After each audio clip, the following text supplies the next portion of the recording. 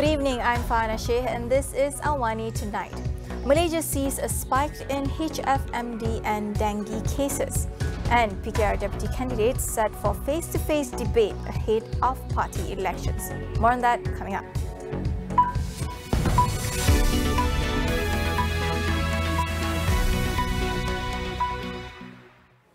There has been a sharp spike in hand, foot and mouth disease recently. According to Health Director General Tan Sri Dr. Nur Hisham Abdullah, up to 22,463 HFMD cases were reported nationwide up till last week, nearly 13 times more compared to the same period last year. 96% infected were children aged below 6. To date, 767 outbreaks had been reported in the country, with 3 states recording the highest numbers, namely Kuala Lumpur, Putrajaya and Selangor. Most of the outbreaks occurred in kindergartens, nurseries and preschools. HFMD can spread through saliva contact, blisters or feces of HFMD patient. Infection is usually mild with symptoms of fever, followed by blistering rash on the hand, feet, mouth and tongue. Meanwhile, dengue fever cases also increased by 39.6% up till April 30th, with 12,942 cases reported so far. 7 deaths from dengue were reported compared to 5 in the same period last year. PKR Deputy President candidates Dato' Sri Saifuddin Nasution Ismail and Rafizi Ramli are set to have a face-to-face debate on May 11th. This is ahead of the party election set to begin less than 2 weeks from now. The 90-minute program will start at 3 p.m. and air live across all of Sinar Harian and Astro AWANI's platforms. The debate ahead of the party's election for the 2022 to 2025 term is widely seen as an indication of who will take over the PKR leadership from Dato' Sri Anwar Ibrahim. Anwar has already won the presidency without contesting.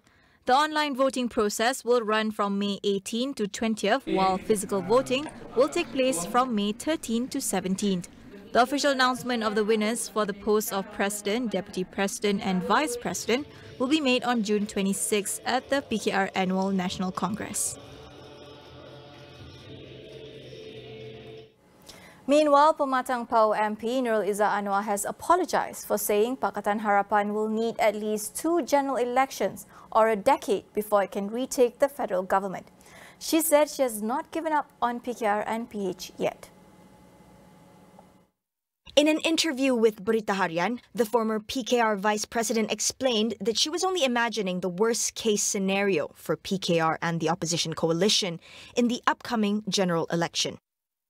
Nurul Izzah earlier claimed that the opposition will struggle to gain back people's trust in GE15 as PH's failed election manifestos are still fresh in people's minds. The recent defeat PKR suffered in the Johor state election also made her cautious about the opposition's chance of success. Nurul Izzah, who quit as PKR VP in December 2018, will sit out the PKR party election and instead focus on wooing fence-sitting voters back to the party. Travellers from Malaysia and Thailand can now use their border pass to enter the 2 countries starting today.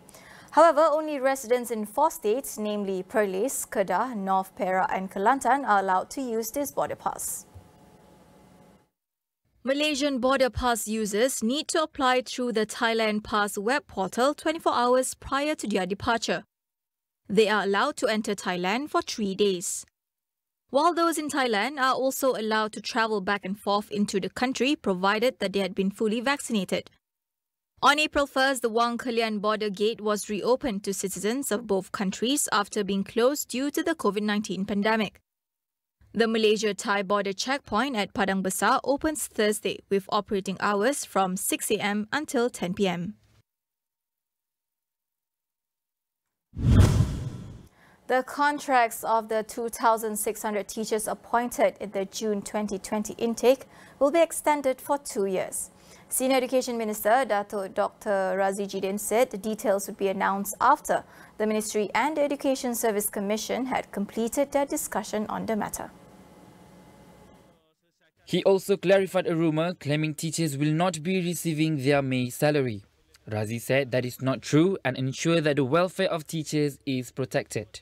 In a separate matter, Razi said the ministry will study the issue of teachers opting to retire early on a case-by-case basis. He said an in-depth study is being conducted, taking into account data from 2017, adding that many employees in the other services have also decided to opt for early retirement. A man shot in the head at a hotel in Kuala Lumpur on Tuesday was a victim of a drug deal gone wrong. KL Police Chief Dato' Azmi Abu Qasim said the victim had a record for 13 cases related to drugs, kidnapping and murder. 2 more suspects in the shooting incident have been arrested. Azmi said based on initial investigations, the victim and 3 other suspects had met in the hotel room for a drug deal. The police believe that following the meeting, one of the 3 shot the victim in the hotel room after the deal went south. Azmi said the main suspect, who had a record for 7 drug-related cases, was arrested at the murder scene, and the 2 other suspects were arrested in Puchong in a raid yesterday. The case is being investigated under Section 302 of the Penal Code for murder. We'll continue after the break. Stay with us.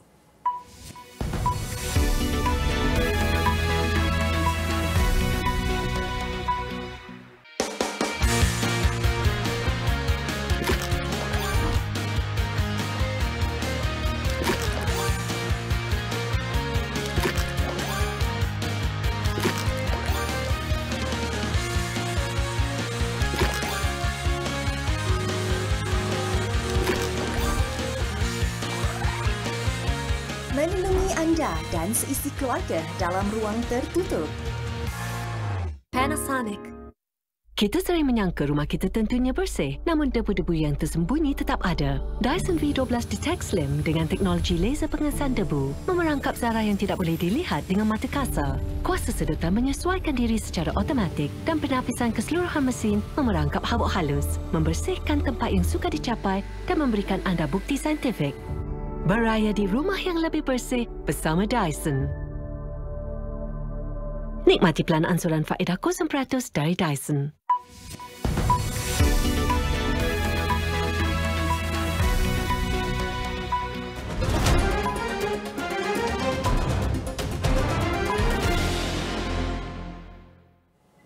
Continuing our conversation yesterday on ASEAN's approach to the Myanmar crisis, Dr. Rahul Mishra from UM's Asia-Europe Institute highlighted the lack of consensus between ASEAN leadership and how it has made it difficult for more punitive action to take place.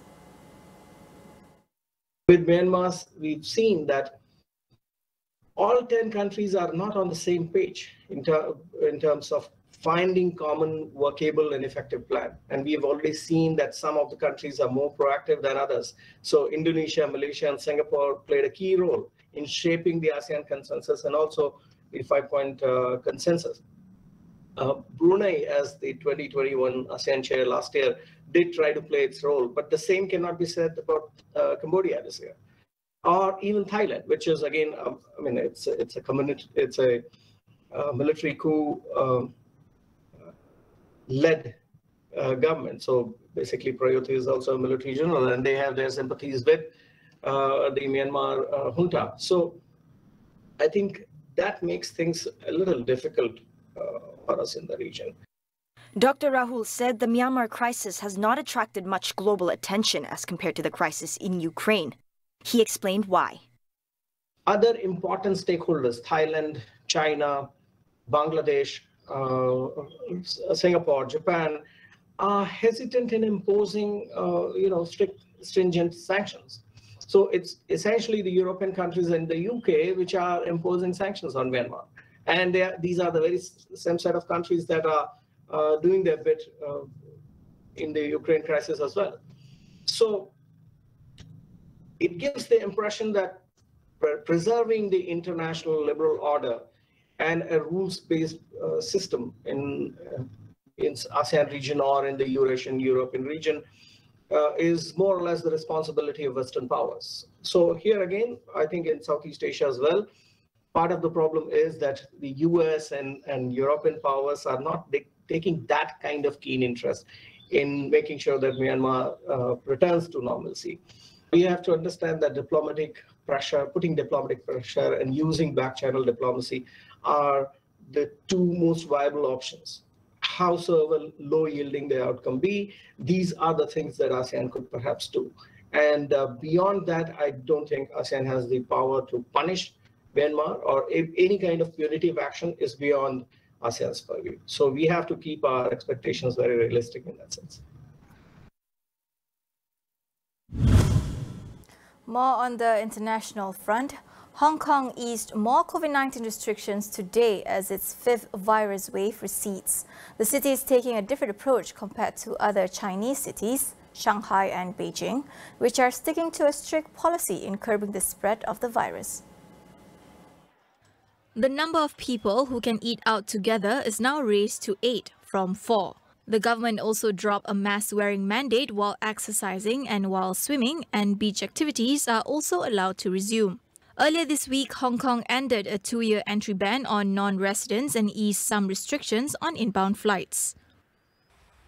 In Beijing, streets were deserted as the government told people to return to work remotely. Dozens of subway stations across the capital remain closed since authorities ordered it to shut yesterday, while restaurants only offer takeaway.